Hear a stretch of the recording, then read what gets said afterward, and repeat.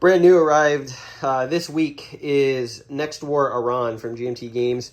I'm quite excited about this. I really like the Next War system. I've played most of them, but not all of them. I have played Vietnam and India, Pakistan, and maybe I've not played most of them. Maybe those are I played one of the other ones, and I can't remember which one it is. Anyways, this is the latest in the series developed by Mitchell Land. This one's going to be cool. This whole series, if you're unfamiliar, it's a pretty detailed, or if you don't want to say detailed, a pretty in-depth look at sort of hypothetical future conflicts set in the modern era. We've got a pretty standard cover here for the series, and I'll put this back on because I really want to give you the context of what this is about. You got a B-2 flanked by some what look to be F-15s, and in general, various military equipment. So this is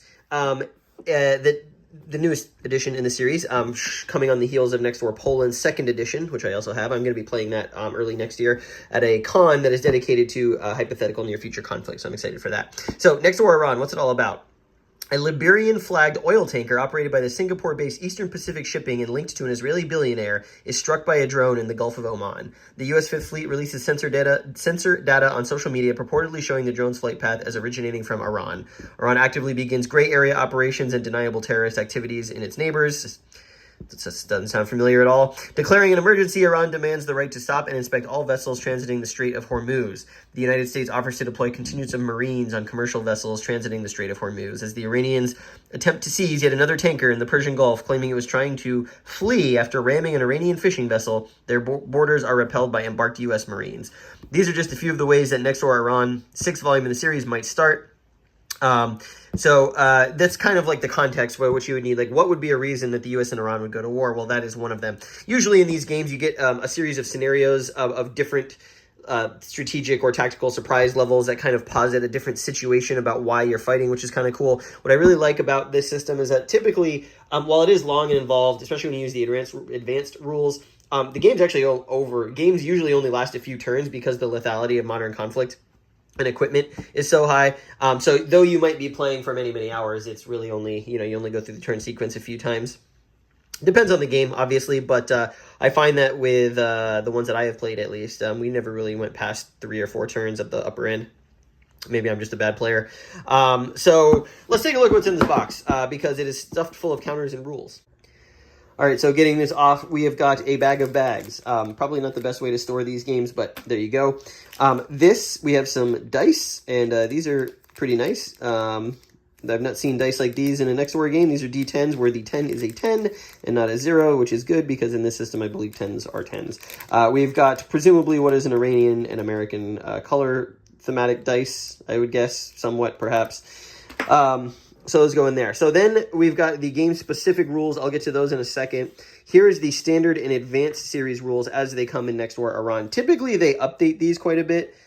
Mitch Land and developer Ralph Shelton work a lot on this system, and usually new games come with new rules versions. So the latest one would have been the one in Next War Poland. I don't see a version number, so I'm not sure if there have been changes in this from Next War Poland 2nd edition. If you're watching this, please let me know. The rules are roughly divided. By the way, it is a pretty thick booklet coming in, I think, around 48 pages with the index at the back, but most of this is, actually all of that, aside from the index, is rules. The game is roughly split into 2 halves. You've got the standard game rules, which abstracts away a lot of the air and other things, supply and things like that. So you don't actually use those. And it plays like a pretty standard hex and counter war game with sort of minimal frills, but lots of detail in terms of different types of units and stuff like that. If you're looking to learn the system, do not jump into the advanced game. Start with the standard game. Get those concepts down, because there are some unique concepts, because we are talking about modern conflict and what have you. There's a standard sequence of play that skips a lot of the stuff. You're not going to add a ton of the advanced rules in the standard game. So there's a lot that gets bolted on. But definitely learn the core engine with the standard rules. I always say that. Air power, again, abstracted with just air points. You'll use those for close air support and other things. Air superiority, determination, stuff like that. Some nice pictures in this rule book, which is pretty cool. There's also helicopters. Those act differently. I do like that the helicopters and the air units in this game have different functions, and you can really feel that. Sea control and naval rules, probably the most difficult to figure out as part of the system. I know next war Vietnam, that was the biggest sort of fiddly chore, was figuring out the naval movement stuff. There's a lot of weird stuff going on with naval control of sea zones and whatnot. In general, the system is made more for land combat, but they do have naval stuff in the game. I do remember sinking a Chinese aircraft carrier, or no, not aircraft carrier, Chinese destroyer or cruiser or something last time I played with naval rules. Movement's pretty straightforward, although different units can move in different ways. So you've got light infantry here. They can use air mobile movement. So what's really neat is that, integrated helicopters into light infantry allow them to move very far. Sometimes did that in next war Vietnam to great effect with the U.S. And then another unique part of this system is clearing operations. So normally in hex and counter games, you walk into a city, and if you're the last one to do that, you control it. In this game, not so much. Whenever you enter a major urban area, you've got to spend time clearing that area of enemy forces, and that could be very easy, and it could be very hard, and it's determined by a random chit draw and a die roll. It's a really great system. I've seen many a campaign in Next War bogged down from trying to clear urban areas, so I really like that aspect of the system as well. What else we got here? Yeah, air mobile points. That's about how you move ground units with helicopters and stuff. Marine air mobile movement. You can see that there's like a difference between using marine helicopters and stuff like that, naval movement, stuff like that. Combat is I'll show you the CRT, but it's pretty general hex and counter stuff.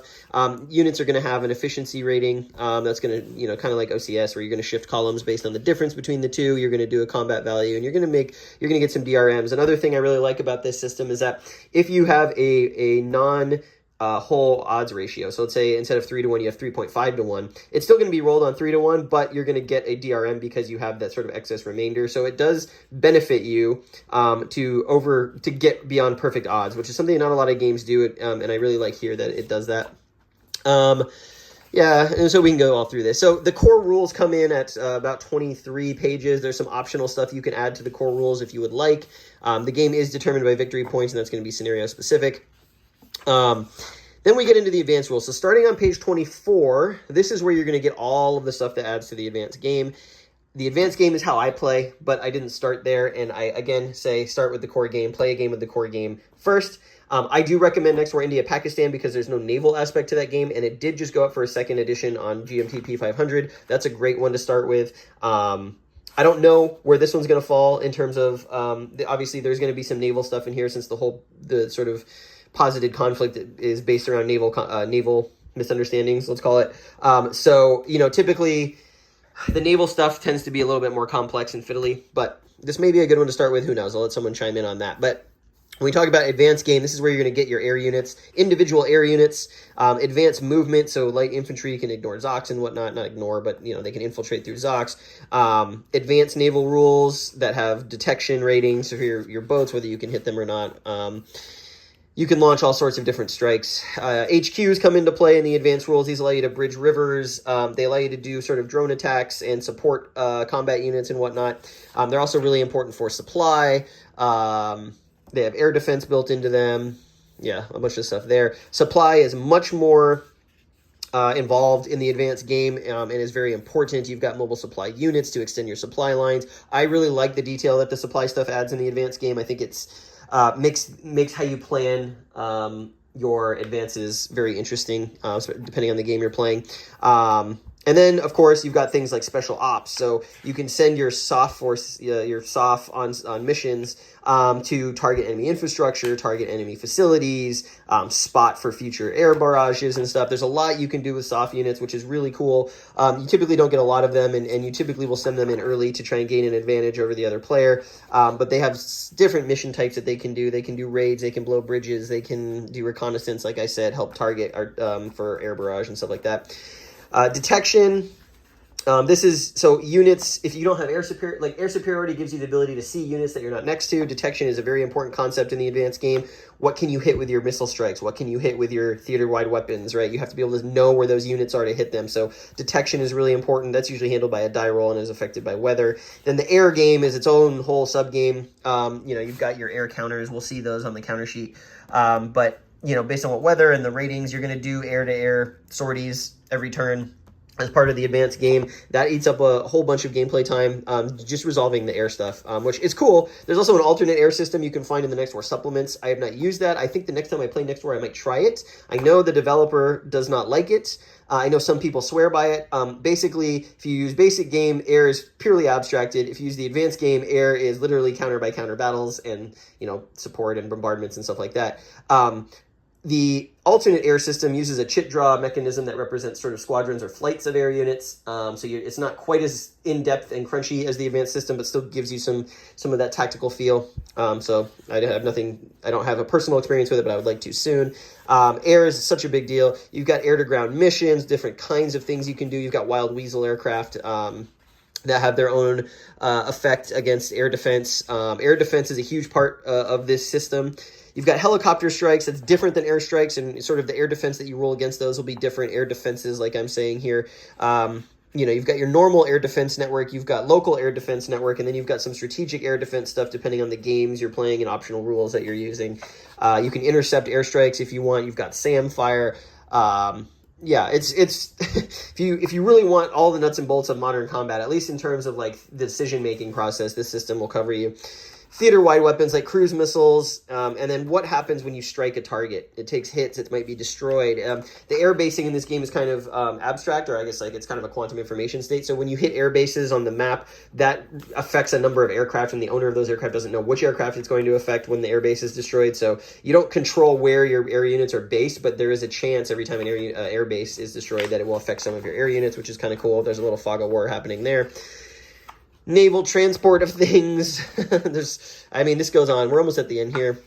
The detection tracks, how those interface. Then you've got UN resolutions in the advanced game, which is a pretty interesting concept. Basically, there's a chance that the UN will intervene in the conflict you're fighting, and then both of the players can choose to accept the UN resolution for peace, decide victory, or one of the sides can choose to ignore it. That costs some victory points, like refusing to obey a UN ceasefire. So it's some pretty interesting ways to end the game based on the global politics happening. And a lot of the games anyways have multinational politics involved in who's joining and based on what scenario you're playing and what have you.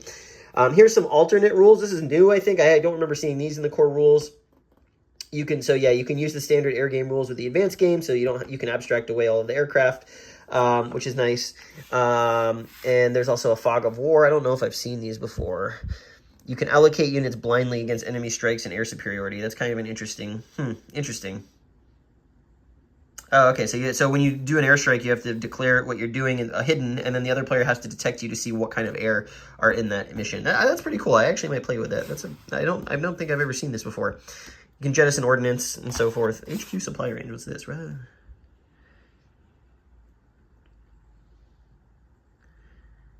You can just change the way you trace supply there. So then we've got some special unit notes. This would be like U.S. carrier air wings, just U.S. Marine Corps. This stuff is really only going to come into play when you've got like Marine Expeditionary Forces storming islands. I don't know if they're in this game, but I do know in Next War Vietnam, Marine Corps MEUs and MEFs play a huge role in the Spratlys and Paracels in that game. So that's the core rules. Real quick, let's just check out the game-specific rules because I know that next door Iran has some interesting stuff going on. So here are the non-allied units. We've got the Iranian Navy, Ground Forces of Iran. We've got the Revolutionary Guard, and we've got China, obviously. They would probably ally. And Russian units that can come into this game possibly. And then we've also got the allies to the U.S. So we've got the UAE, Qatar, Oman, Saudi Arabia. I believe this is the first game with Oman forces, which is kind of cool. And then for the West, Israel, Australia, France, the UK, U.S. Air Force, U.S. Army, U.S. Marine Corps, U.S. Navy. That is right. You get all four branches and different color counters with different force allocations, as you would expect. And here's where we get into all the stuff that's unique to this game. So invasion beaches, you're going to recognize this from Next Door Taiwan, Next Door Vietnam. Which targets are hardened. That matters for the cruise missile strikes and whatnot. Some of the special cities that may be not as dense as normal cities in the rest of the system. There's an island. Petroleum facilities and infrastructure. This is new. This obviously would be a big part of any future conflict between the two countries. What else? Let's see. Different units. Yeah, Mossad units from Israel. That's cool. Surface action groups from China. You'll find those in Next War Vietnam's as well. Here's USMC MEUs.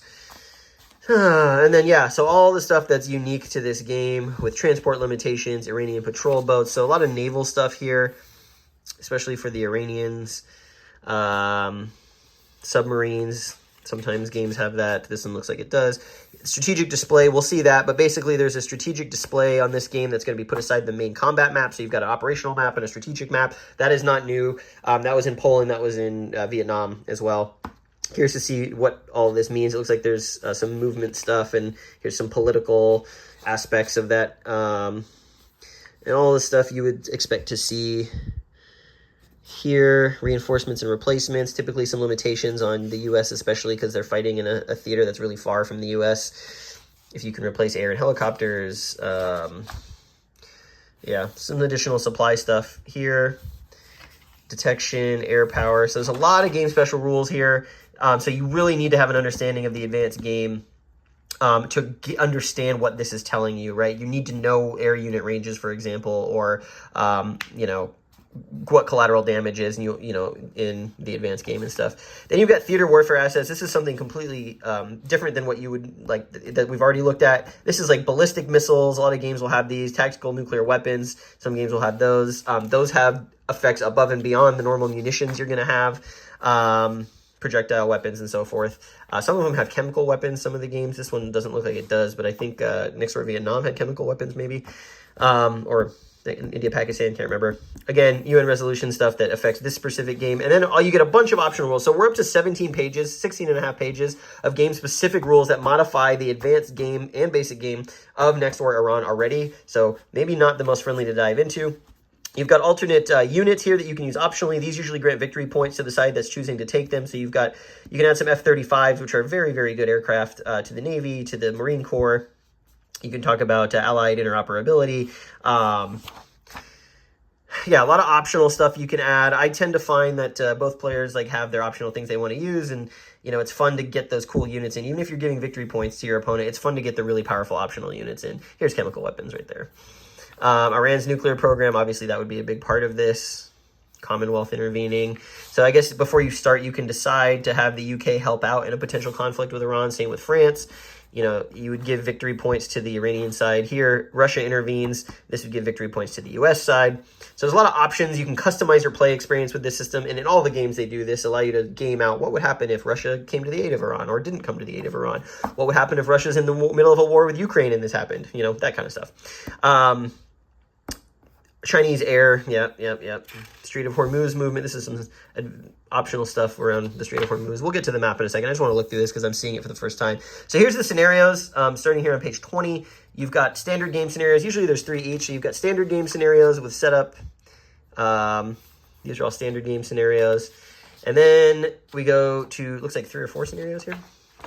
Go to advanced scenarios. So here, there's additional special rules when you're setting up advanced scenarios. Where you do the victory point level based on allied stuff intervening. Sometimes there's here's intervention level. So this will, when a side intervenes in the conflict, at what level do they intervene? Are they only sending supplies and intel? Are they spending actual military assets to the campaign? This will affect a lot. A lot of the games do like a political pregame roll with an advanced scenario to see what this turns out to be. So you get kind of a randomized setup each time, which is really cool. Here's all the political stuff. Yeah, so you can see which of the Gulf allies, based on if Russia comes in or the Chinese come in, how likely it is that they will assist the U.S. and at what level. Pretty neat. What else? Yeah, here's Saudi. Yeah, so just orders of battle, what kind of stuff they have. So here's the strategic surprise scenario. So this is the one about the Liberian flagged oil tanker. This would be, one of the sides has strategic surprise, so they have the initiative kind of. Then, there's some special rules for that scenario. You might also get a tactical surprise, right? So this would be something with the U.S. and Israel. Yeah. So depending on sort of what you want the situation to be, if you want it to be a sudden quick outbreak or you want it to be something that's been building for a long time, you can choose a scenario that caters to what you're looking for, extended buildup, right? So both sides know that they're going to be in conflict at some point and they're building up their military forces. That would look a lot different than if something sudden happened, right? So that's cool. And then this is opportunity in distraction. This is a 4th advanced scenario. This represents a Chinese-supported Iranian effort, which China then takes advantage of to invade Taiwan. So this... yeah, so you can see here that the U.S. is drawn into the Taiwanese conflict, which means less support is sent to Persian Gulf. So the U.S. order of battle would be a lot less here because you're then fighting in Taiwan. And I know that some people have done scenarios like this where they've played both games side by side. So like you would play next door Iran with this order of battle and play next door Taiwan at the same time to show kind of what's going on around the globe. We've also got some designer's notes from Mitch Lane. He's really knowledgeable about this stuff. Here's the order of battle for the Iranians. So lots of detail, lots of crunchiness if modern conflict is something that you're into. So standard sequence of play takes up a full page. Still quite a lot for a normal Hex Encounter war game. Here is the air defense resolution chart in the advanced game. So depending on the kind of mission you're running, where you're doing it, what the kind of air defense outcome is or procedure is going to be. Here's the advanced sequence of play. This is not just one page. It is two pages, and there are a lot of steps. Most of it's going to be taking place in the first strike phase. So you usually get 2 phases per turn where you move units and fight, but there's other stuff that happens. We have got a couple of terrain effects charts, and on the back of that, we've got the combat results table. So you can see here, based on the terrain and the odds, you're going to get different results based on a D10 roll with modifiers, which are down here. What's interesting about this combat results table, it is mostly linear, but sometimes it is not. So I'll try and find an example. So, okay, let's look at the 9 column here. So let's say you're in 4-1 in Highlands, right? You're going to be rolling on this column. You roll a D10. You get a 3. That's 2 step losses to the defender. However, if you roll a 4 or a 5, it's 1 step loss each, and the defender has to retreat. Which one would you rather have there? Well, you're not, maybe you don't know. You can also see that the 8 and the 6 are the same result, but the 7 is slightly better. So you kind of go 2 steps forward, 1 step back as you go down the table. Obviously, higher rolls are typically better, and lower rolls are typically worse, but there is some middle ground here in the middle. I really like the combat tables in this system. You're constantly getting stuff that you didn't expect. You can't deterministically choose sort of how your combat is going to happen, like in terms of like mitigating bad luck and stuff. So here are the standard and advanced game tables. You use these a couple times a scenario. Typically here's the clearing operations for urban areas like I talked about. A lot of this is naval, but then also like replacements. You use this one every turn. And on the back of that, we've got more standard game tables. So this is air defense for the standard game. 1 table to look at instead of multiple. I'll show you that. And here's how you use air points in the standard game. Here is a new chart that I've never seen before. Standard and advanced game operational and strategic integration reference. This is new. So this is how you go from the operational map to the strategic display and how you do that and with which power. Strategic display quick rules reference. That's nice. This is really good actually. Nix or Vietnam I don't think had this. And this is pretty cool. Here's theater weapon ranges, which is nice. And then here are the strike effects table. This was also introduced, I think, in Next Door Poland 2nd edition, or maybe in Vietnam as well. But this tells you if a location or a unit or some other thing is under a strike 1 marker, it's been hit by a missile or a airstrike, what that means for that particular thing. This is super useful to be referenced.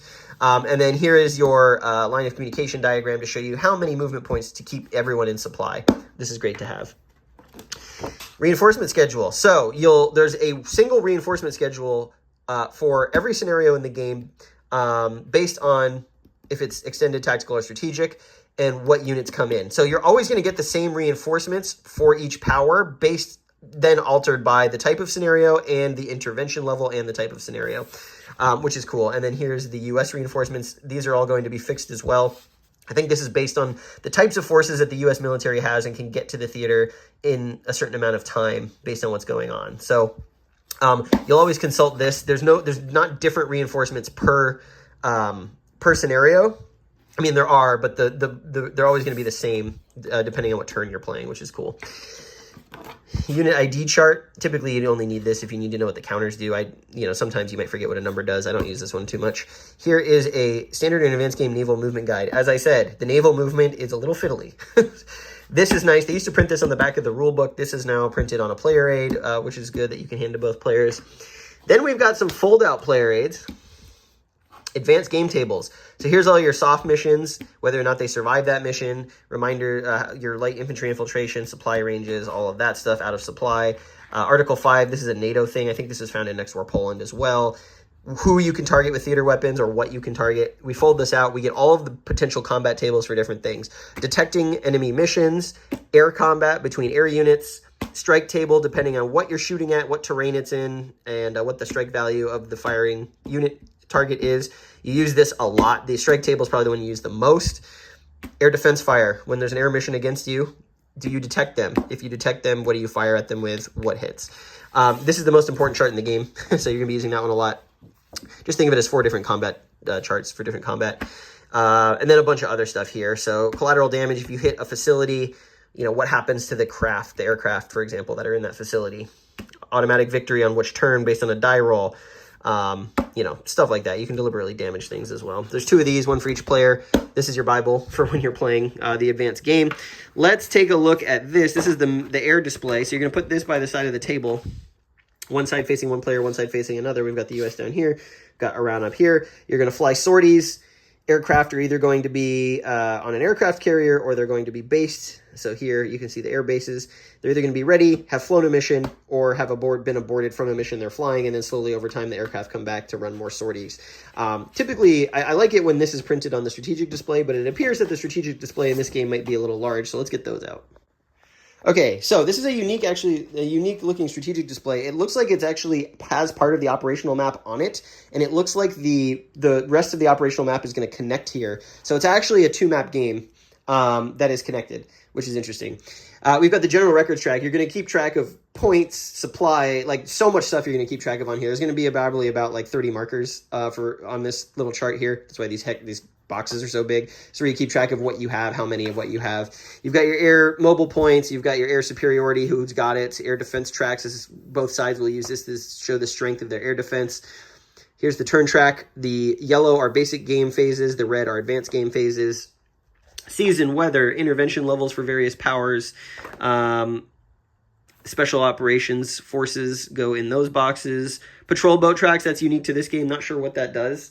And then we've got the strategic display. So normally in other games that have had a strategic display, this would be one whole sheet. Here it is confined solely to the Persian Gulf and the Gulf of Oman to show, I guess, kind of where helicopters can fly from and to, and potentially naval stuff that goes through here, because obviously the Strait of Hormuz is where Iran would be searching vessels. In Iran, research reactors, so these are targets that you can hit for their nuclear program. Here, holding boxes for various allied powers.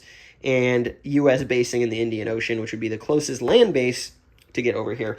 So interesting strategic display. I've not seen one like this in any other game. The one in Poland is its own sheet. The one in Vietnam is its own sheet. And I think the one in Vietnam can also be used for Korea and Taiwan as well. I'm excited for Next Door Taiwan 2nd edition. Let's unfold the operational map. Good quality GMT stock here.